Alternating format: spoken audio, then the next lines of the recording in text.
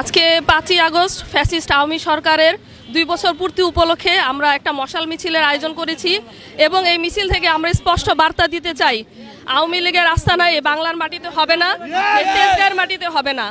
আমরা পূর্বে যেরকম রাজপথে ছিলাম আন্দোলন সংগ্রামে, এখনো আছি এবং ভবিষ্যতে যদি কোনো অদৃশ্য শক্তি এসে আমাদেরকে ক্ষতি করতে চায়, আমরা রাজপথে থাকবো, ছিলাম, আছি এবং আগামীতেও থাকবো এবং নিষিদ্ধ সংগঠনের বিরুদ্ধে যত রকমের প্রতিরোধ গড়ে তোলা প্রয়োজন আমরা সব রকমের প্রতিরোধ গড়ে তুলব। আসলে এই ধরনের ঘটনা তো আমাদের কাম্য নয়, কারণ যারা এত বছর গুপ্ত ছিল তারা এখন নানাভাবে নিজেদের নতুন করে পরিচয় তুলে ধরতে চাইছে। আমরা যারা রাস্তায় ছিলাম, ছাত্রদল যারা ছিল রাস্তায়, আমাদের ভাইরা কত কষ্ট করছে সেটা আমরা দেখেছি।